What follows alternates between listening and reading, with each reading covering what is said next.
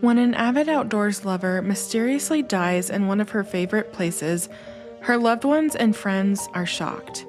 She had gone out for a hike she'd done many times, but this time she didn't come back. Her cause of death was listed as exposure. She had impacted the outdoors community throughout her life, and her death was no different. This is the story of Jenny Bennett.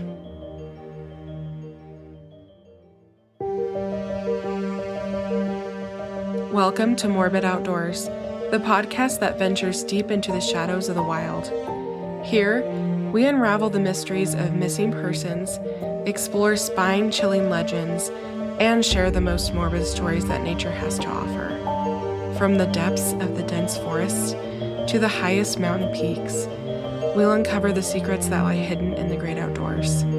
Join us as we navigate the eerie, the unexplained, and the terrifying. So if you dare, grab your gear and let's embark on a journey into the unknown. This is Morbid Outdoors.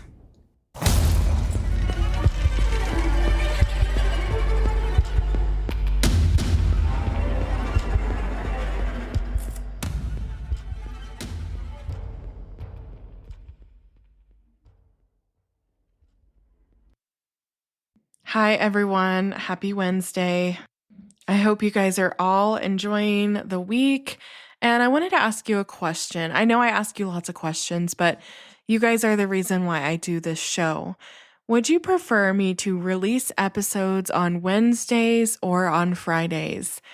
I think Mondays are a little too saturated, which is why I do not release on Mondays, but let me know if you prefer Wednesdays or Fridays.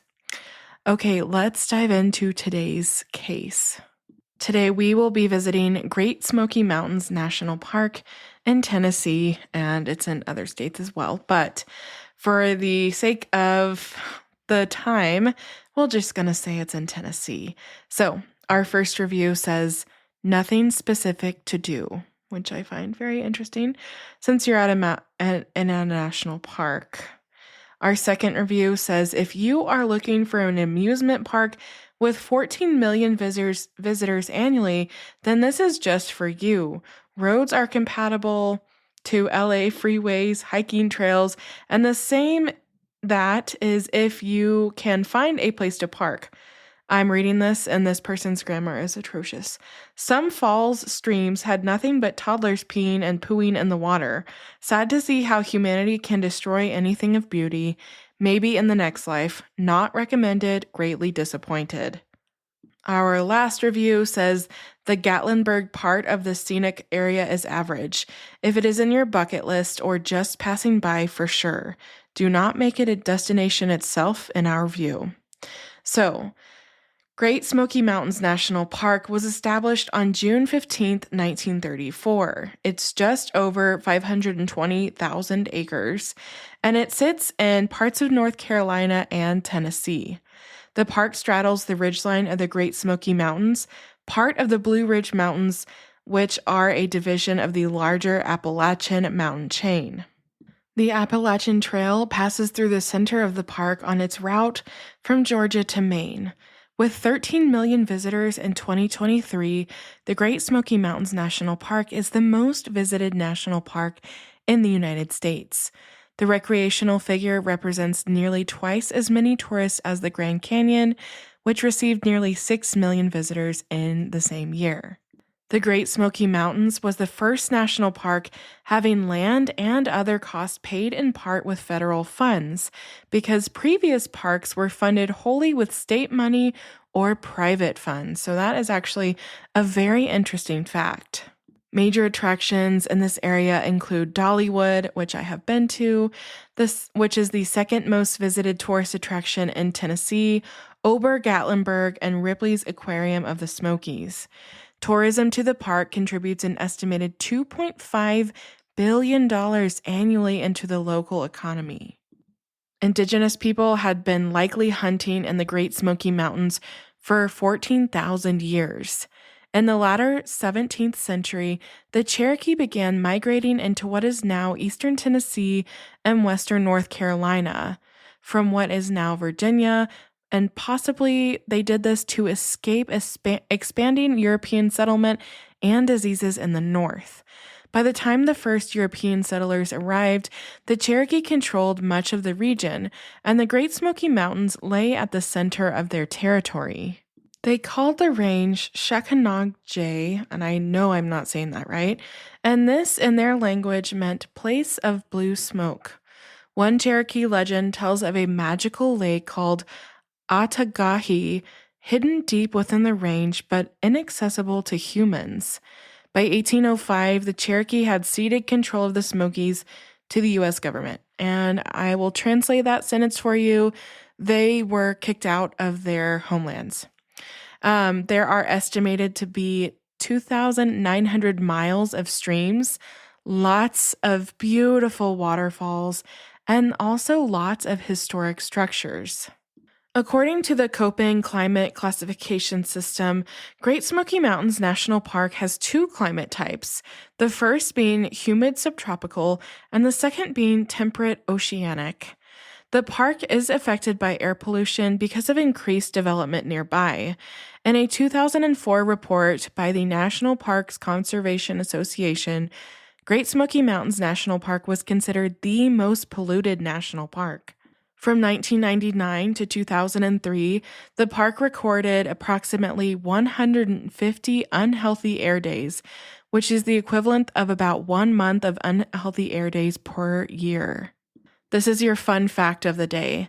The Great Smoky Mountains National Park is the most biologically diverse national park in the entire United States.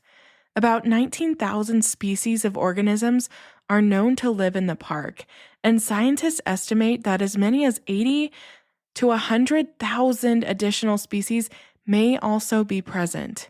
The immense biodiversity is also supported by the rainy and temperate climate. No other location of similar size within a temperate climate is known to match the park's biodiversity. Forests cover approximately 95% of the Great Smoky Mountains National Park. This national park is home to 65 species of mammals, over 240 species of birds, 43 species of amphibians, 67 species of fish, 40 species of reptiles, and 43 species of amphibians. There are a lot of black bears here as well, and that's like what I think this national park is mostly known for. There are 850 miles of trails and unpaved roads in the park for hiking. One of the most frequented destinations in this national park is Cades Cove, which is a cleared valley that provides dramatic views of the surrounding mountains. Cades Cove has numerous preserved historic buildings, including log cabins, barns, and churches. It's the single most frequented destination in this national park. There are lots of people, lots of attractions, and it might not be as national parky as you'd imagine. It's very close to there's a lot of cities nearby. And so a lot of people will go to these cities for vacation and make the national park part of their vacation. Today, we're going to be discussing a case that I found online, and it is the mysterious death of Jennifer Bennett, and she went by Jenny. She was born Susan Jennifer Bennett on August 25th, 1952 in Washington, D.C., to her parents Edward Bennett and Barbara Johnstone Bennett. She grew up in Arlington, Virginia, and she grew up going on many family outings and hikes in the woods there. Jenny has been described as having an adventurous spirit, and at 18, she hitchhiked across Europe, which is so freaking cool. She went to college at New College in Sarasota, Florida, where she received a bachelor's degree in philosophy. She was also very interested in writing and editing, and she earned her master's degree in creative writing a few years later. She moved to Knoxville, Tennessee after college and began hiking in the Smoky Mountains and joined the Smoky Mountains Hiking Club. And she was married during this time, but after her divorce from her husband, she actually moved to Massachusetts. She spent many years exploring the White Mountains in New England. But in 2009, Jenny returned back to the Smoky Mountains and lived in North Carolina. Her many off-trail adventures in the Smokies were very well known to her family, friends, and members of the Smoky Mountains Hiking Club. She did a lot of hiking, and she was very good at hiking, if that's even a thing. She had hiked many routes that most hikers didn't know and would not attempt even if they did. So she kind of did things a little bit riskier, but she knew her limits, and she did this very, very frequently. Jenny shared her adventures through passionate writings in her blog called Endless Streams and Forests. She published 2 novels, the first called Murder at the Jump Off in 2011, and this book hinges on a suspicious death in the terrain around the Greenbrier area. So, this is very interesting, I think, that she wrote this book, and then I've never read this book that she wrote, but we're also going to talk about her mysterious death. The second book that she wrote was called The 12 Streams of LeConte in 2014, and this book follows a woman who embarks on a quest to hike the titular mountain's 12 streams, and this book blends vivid autobiographical descriptions of off-trail hikes with the plot of an adventure novel. She did write another unpublished book about the Boer War of South Africa, and I could not find the title for that one. This is a quote from her blog. Quote, "I've been climbing to the tops of mountains for about the past 30 years. You might say I'm a bit obsessed with the mountains." End quote. Jenny seems like she was an absolutely amazing person, both inside and out. She was known and loved by many and had a lot of people in her village.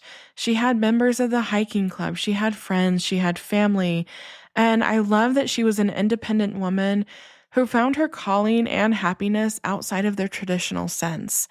Jenny wasn't married at the time of her death and has never had any children, and I feel like we don't give those people props enough. We don't give women like this enough props, but I think it's really, really cool that she kind of had her own way of life, and society's rules, and unspoken rules didn't really matter to her that much.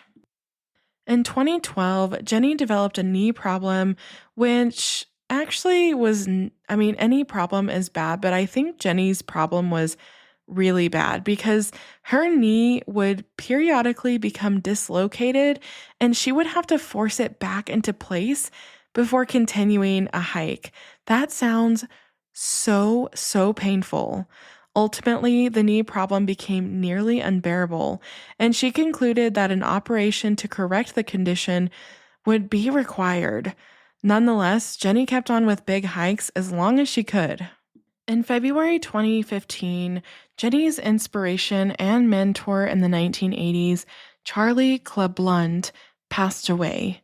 Jenny organized an outing on March 25th, 2015, to pass the jump off of the Smokies Boulevard Trail, then descend into Lester Prong to a spot to disperse Charlie's ashes. She made it from Newfound Gap to the beginning of the descent from Boulevard Trail, but her knee gave out yet again, and she couldn't continue this hike. And this was a very, very important hike for Jenny because she was actually doing this to honor wishes of her mentor, Charlie, and to spread his ashes in this area.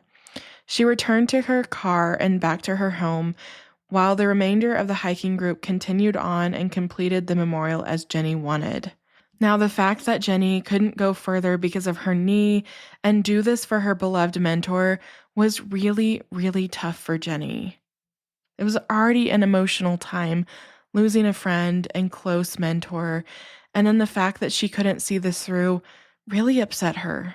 Just about a week or so later, on March 31st, 2015, Jenny decided to leave North Carolina and move to St. Johnsbury, Vermont to live nearer to her sister in Massachusetts.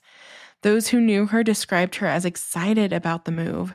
She had actually located a home to buy already, and she was pretty excited to be closer to her sister and back in Massachusetts. Now, as I stated before, Jenny did a lot of off trail hikes in nearby wildernesses, often on her own. She would go on a lot of solo adventures and hiking, and she was always very careful about it. Her blog's last post was about hiking in the Basal Mountain area, following trips on May 24th and May 27th. She felt an undeniable sadness about leaving the mountains she loved so dearly, but she was also excited to be closer to her family. That's really, what you call bittersweet feelings. She was having a hard time saying goodbye to the Smokies and the many memories that they held for her over all these years. According to reporting from Outside Online, friend and fellow hiker Peter Barr said at the time, quote, "She was one of the most experienced off-trail hikers that I knew, and she knew the backcountry of the Smokies as well as anybody. That was absolutely her passion, exploring all the creeks and slopes of the Smokies, and particularly the Greenbrier area," end quote. Peter said he got to know Jenny through an online group interested in off-trail hiking. He met her for the first time during a hike in the Greenbrier area. Peter said she was a really strong hiker who could also hike off-trail for hours and hours and just really explore the area. Jenny was really fascinated with every single creek and every ridge of the Smokies. And this was her thing that she did. She was like an expert at it. And she knew this area of the park so well because she had hiked almost all of the trails, plus off-trail hiking. On June 1st, 2015, she failed to meet movers at her house. She was supposed to have moved out of that house in Silva by Monday, June 1st. A prospective renter who came to the house found boxes, but no trace of Jenny or her car. Her landlord and brother contacted authorities, and she was subsequently reported missing to park rangers on Sunday, June 7th. She'd been missing a week before her disappearance was reporting, and the searching began. I couldn't really find out why it took almost a week to report her missing. I'm assuming that her brother just assumed that she was camping or out on an adventure and would be home, but I don't know why it took so long to report her missing. None of the source material mentioned it. Her car was quickly located at the Porter's Flat trailhead on June 7th, and then, unfortunately, Jenny's body was found around 9:30 a.m. the next day on June 8th. Her body was found in the Lester Prong area of Greenbrier above Campsite 31 in the Smokies. The Porters Creek Trail runs by Fern Branch Falls, which falls more than 40 feet into a boulder field on the left side of this trail. Officials found her body about 4 miles up the trail in a place that's the gateway to some of the Great Smoky Mountains National Park's most unusual and challenging terrain. Her body was found just downstream from the first crossing on the manway above the campsite. She was sitting in Porter's Creek with her head resting against rocks. And what an eerie sight it was for searchers that found her. This is what's weird. Jenny knew the Greenbrier section of the Smokies well.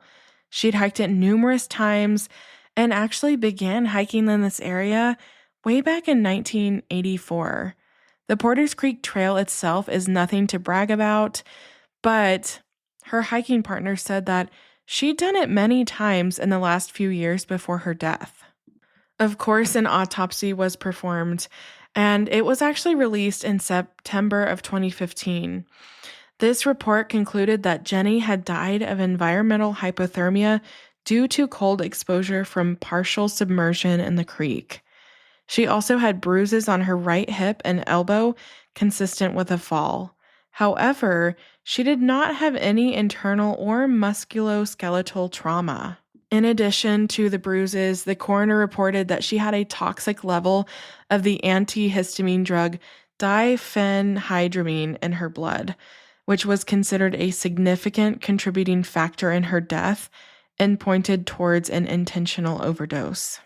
Because I am not like a pharmacist or anything, I actually had to look this up, and this drug is an antihistamine that can be used to treat cold and allergy symptoms like sneezing, itching, watery eyes, and runny nose. It can also be used to treat motion sickness, to induce sleep, and to treat certain symptoms of Parkinson's disease.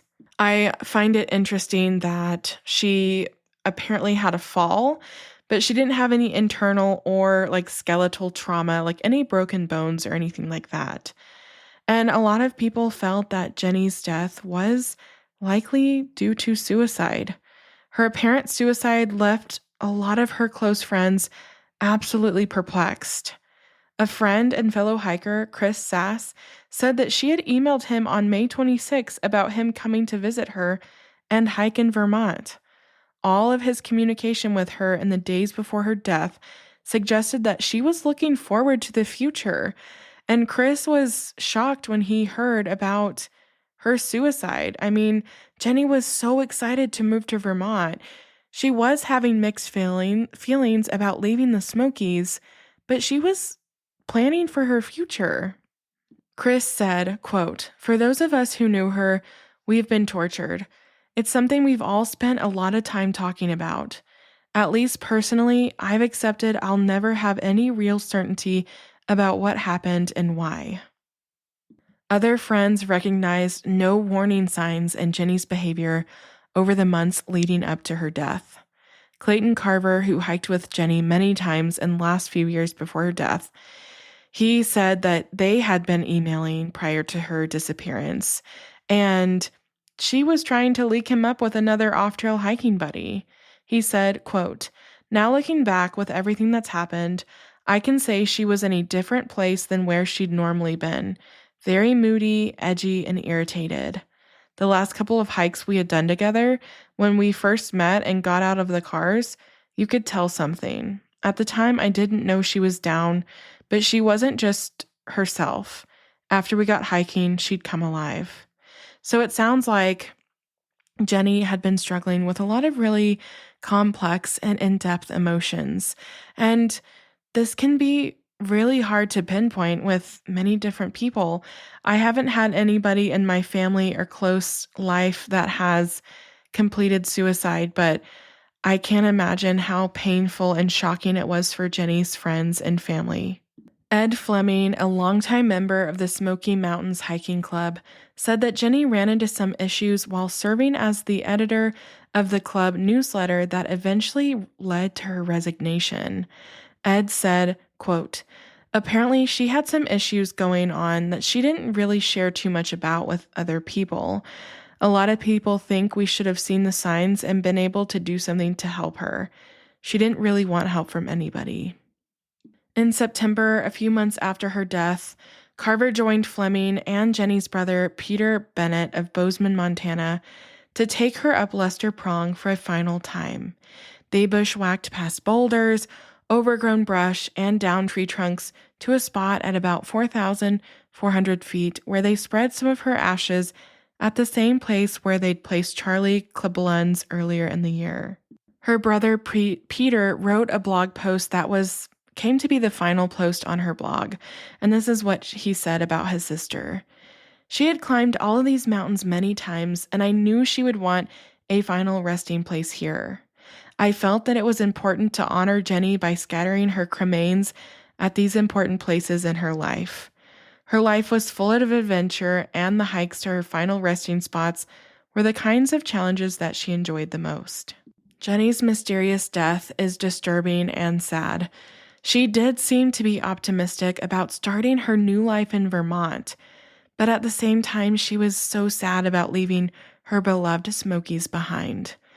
I wonder if she was sad enough to take that overdose of that antihistamine. Or did her knee possibly give out again, causing her to fall and freeze to death? I never found anything about her having the surgery on her knee, even though she said she should, but it didn't seem like she ever got that fixed. She often went hiking alone, and she often was hiking off trail, which can be very dangerous in the rugged terrain of the Great Smoky Mountains National Park. I think many of us know that what happened to Jenny in May 2015 will never be clear, but certainly she was an amazing lover of the outdoors. At first, when I was reading all of the information about Jenny online, you can really tell she was loved by a lot of people and that she loved the outdoors and was a part of this really big community and did a lot for conservation and writing books and doing newsletters. She really, really loved her life. And when I was first reading all of this information, I thought it seemed like in some of the source material that people weren't convinced that it was suicide. Or if they eventually came around to that conclusion, no one really knows why. I think Jenny possibly kept a lot of secrets, and those secrets weighed heavy on her. And I think that when she lost her mentor, it just completely broke her and crushed her spirit. And I'm just so sad for Jenny's friends and family because she was an amazing person who brought a lot to the table and who brought a lot to everyone's lives. I'm glad Jenny got to be spread where her beloved mentor was also spread. I know this was such a special place to her, and like her brother said, she definitely would have wanted her resting place to be this area. Although I'm not convinced myself that it was suicide. Maybe she just took a lot of that antihistamine because she was having really bad allergies. Maybe she couldn't remember the dosage and took too much. But it seems like from the coroner's report, she did die of hypothermia. And I can't help but think, I don't know, like if she would have been with someone, if she would have not been doing that alone, she might possibly be here today. And I'm not saying that hiking alone is dangerous because I do it all the time. But when you go outdoors, you assume a level of risk, and hiking alone has a greater risk than hiking in groups. So I just really hope that Jenny's family is able to remember the good times and honor her. And I know that the hiking club still honors Jenny to this day. As always, recreate responsibly and remember, sometimes the great outdoors aren't always great.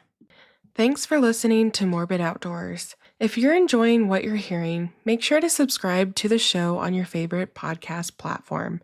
It's free, easy, and it helps us out immensely. When you subscribe, you get updates on our latest episodes, and it also boosts our visibility, making it easier for other curious souls to find us. Another great way to support Morbid Outdoors is by leaving us a review. Whether you're on Apple Podcasts, Spotify, or wherever you listen, a quick review helps us know what you love about the show. Find us on Instagram and Facebook at Morbid Outdoors Podcast. You can email us case suggestions and your campfire stories at morbidoutdoorspodcast@gmail.com. Thanks so much for the support, and I'll see you next time.